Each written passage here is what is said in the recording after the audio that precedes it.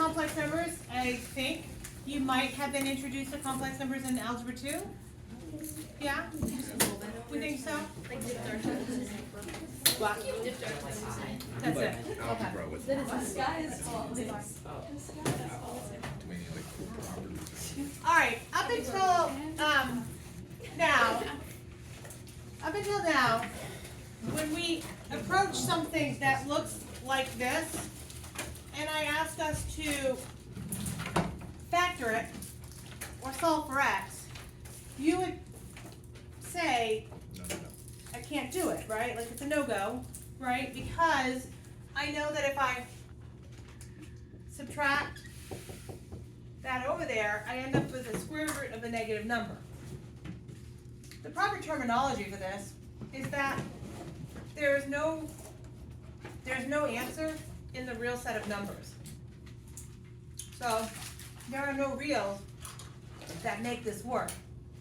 However, there is such a thing as imaginary numbers.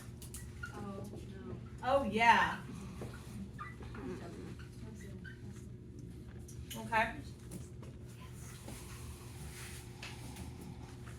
Your imaginary numbers are such that the square root of a negative number is I.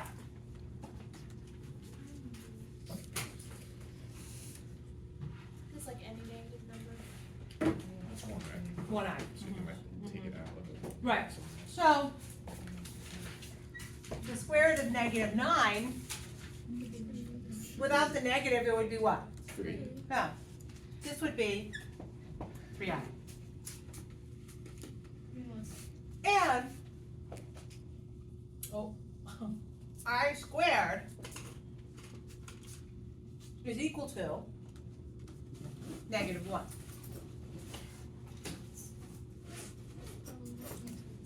So if I asked you to do 5i times 5i, what would I have? I'd have 25 I squared. I squared is equivalent to negative 1, right? So negative 25. Are we cool or not? So far, okay? Okay, so if I ask you for this guy here, and I'm solving for x, I know that it's going to be the plus or minus, you can't forget that little detail, of negative 1. So what would this particular answer be? Plus or minus I. This, yes, plus or minus I. Are we good?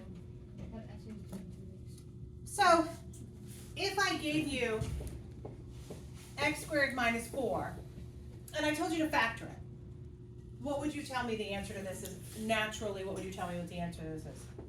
If I'm factoring it. So I'm looking for my linear factors. X And then 2.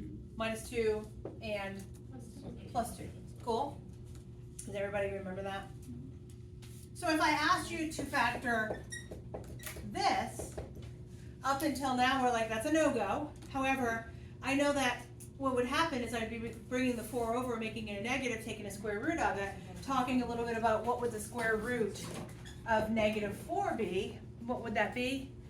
2i. It would be 2i, right? So if I'm doing this and I'm asking us to factor it, I would get x and x, okay? Well, let me show you the long way to get it. We do it here and then I'll come back up. I bring it over and then I would do plus or minus the square root of negative 4i, just kind of showing the math as we go. It would be equal to plus or minus the 2i. And that's the same thing that's going to happen over here. It's going to be plus 2i and minus 2i. Let's FOIL it out and see if that really makes sense. So if you have x plus 2i times x minus 2i, go ahead and FOIL that out for me, if you don't mind.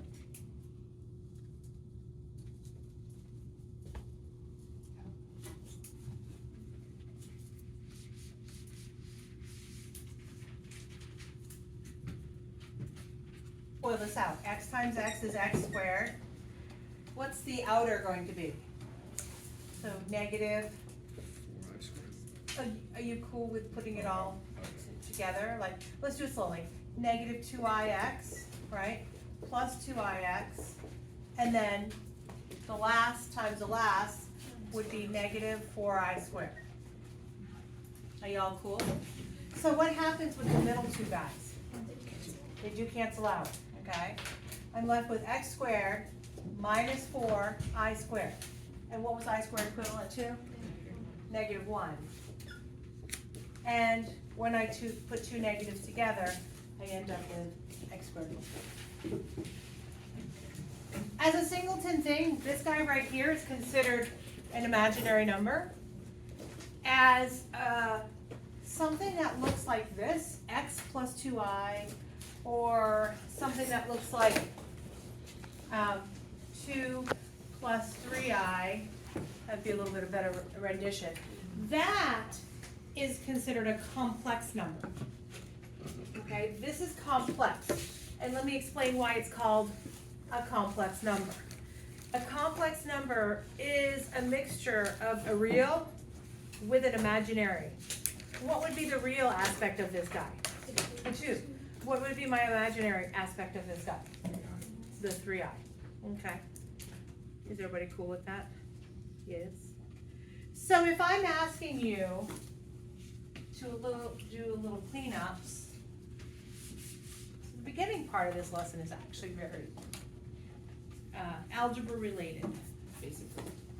Let's say I want to do negative 8i plus negative 4i cubed. Okay, so how do I begin working this particular process? So negative 8i, there's really nothing I can do to that. However, negative 4i cubed is really negative 4i times negative 4i times negative 4i. You guys cool with what I just said? So negative 4i, I'm just showing the work kind of slowly so we can kind of visualize what's happening. So the 8i again is negative 8i is just going to kind of go for the ride for a brief moment. However, we're going to start by just multiplying the first two guys. So what would we have if we multiply negative 4i times negative 4i? So negative 4 times negative 4 is positive 16. And then I times I is I squared. So I'm doing it rather slowly. And I still got negative 4i attached. So what do I know about I squared? It's equivalent to negative 1. So we've got negative 8i and then really minus 16 because I squared is negative 1. And then I still have the negative 4i attached to it. Please excuse my dear Aunt Sally, PEMDAS says I should do multiplication prior to addition or subtraction. So I'm actually going to continue to multiply. I'm still going to work this process. So I have negative 8i, is just going to kind of go for the ride. I got negative 16 times negative 4i. So what is negative 16 times negative 4? 64. Positive 64, right? So positive 64, and that I is almost like a variable attached. Okay, so what's negative 8 plus, come on in, plus 64? 56. 56? My final result is 56. Hi. If I have I squared, you guys tell me it's what? I cubed is what? Negative I.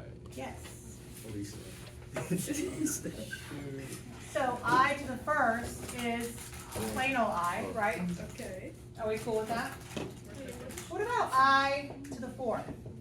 That's just one. Why is it just one? Because it's I squared times I squared. Correct. Oh. Are we feeling good? What's I to the fifth? I to the fifth is what? I. Just I. Because we have what? We have I squared, I to the fourth, which is 1, times one more I. We cool? What's I to the 200?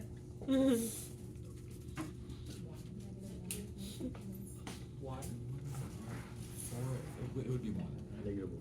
It would be 1. Is there a pattern that's happening here? Yes.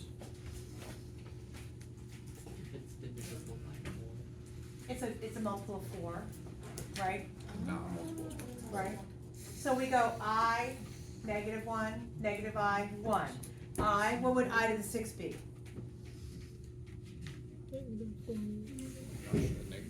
-1. Right? What would I to the 7th be? Negative I. -I. And I to the 8th? 1. I to the 200th is indeed 1. Are we loving it? Not yet. We're so excited we could do I to the 200 without thinking. It's Say kind that. kind of exciting. Okay, so we're gonna learn about something called complex numbers are in the format of A plus BI.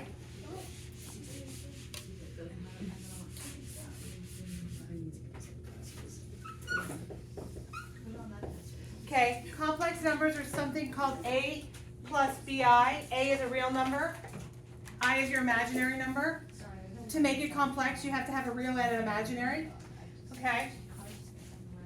A minus BI. These two guys are called complex conjugates. How do you spell conjugate? I think that's it. Unless I have the G and the J.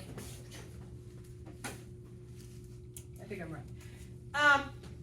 So the idea is, if I know I have 2 plus 3i, bless you. If I have 2 plus 3i, right? 2 minus 3i is what we call the complex conjugate. The thing in front will never change. It'll always be consistent. So the real number will always be a positive, and or a negative. Whereas the middle guy here, the imaginary, is what changes from positive to negative or vice versa. Okay? When I multiply two complex conjugates together, regardless of what they are, what am I going to get every time? So I'd like you to multiply these together and see what happens. Okay, so first, outer would be negative 6i, inner positive 6i, and minus 9i squared. Two complex conjugates, when multiplied together, what's going to happen here? The middle part goes away. What's left with that negative 9i squared? It becomes plus 9. That is a 13. What do you think happens every time you multiply a complex number by its conjugate? You always get a real number. 100% every time. You will always get a real number. That's crazy. Right, I thought so too. She wasn't even talking to me. Okay, so when I am looking, and this will be the last thing I talk about today. When I'm looking at, let's say, 5z squared plus 14z plus 3 is 0. And I ask you to solve this. What is a typical beginning point of attack to solving this? Unfoiling, factoring, right? So I guess the question I ask of you is, how many answers am I going to have? Real answer. Okay, so the idea is that this particular exponential power, the highest one, tells me how many possible answers I have in the end, but not necessarily real answers. This is just telling me how many factors will end up. So if it was cubed, it would be a potential, it would have 3 answers. Now, the way this works is when I'm looking at these problems, when I start to factor, if I have 2, my exponential power is 2, I could end up with 2 real answers, which is what we're accustomed to. That's what we work with all the time. Or I could end up with 2 complex answers. Okay? Because it's telling me there is going to be 2. But when you have a complex answer, its complex conjugate is always going to be an answer with it. Because if you notice, this first part here is all real.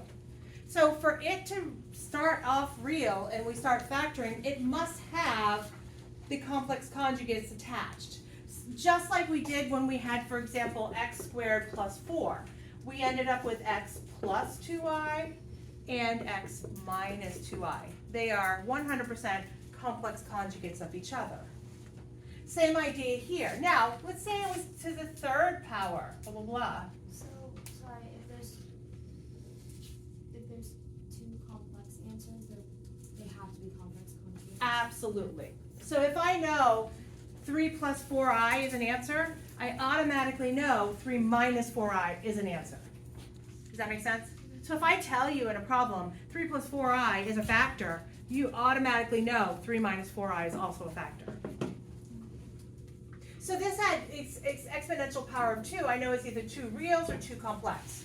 What about 3? What are my things that could potentially happen with 3? Is it possible to have 3 real answers? Let's look at a graph.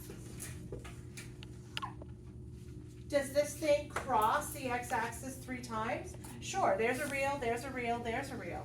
So to the third power, I could have 3 real answers. However, could I have imaginaries happening? And how would that look?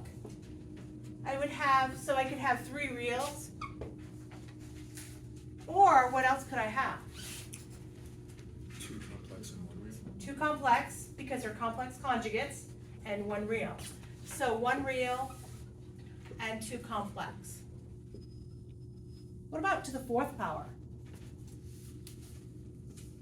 Could be real, real, real, real. Does that make sense? Real, real, real, real. Okay, what else could it be? Real, real, complex, complex, because that's 4, right? And they would be complex conjugates. What about complex, complex, complex, complex? Could that happen? Absolutely, as long as they're paired up with buddies, right? So when we start thinking about how many answers this will have, you're looking for the big picture now. You're not looking for how many real answers it has. And that's what we're kind of accustomed to doing. So when we come back tomorrow, we'll start talking about how does that look when we start factoring. If I can't factor this the normal way, what do I do? Quadratic. Quadratic formula.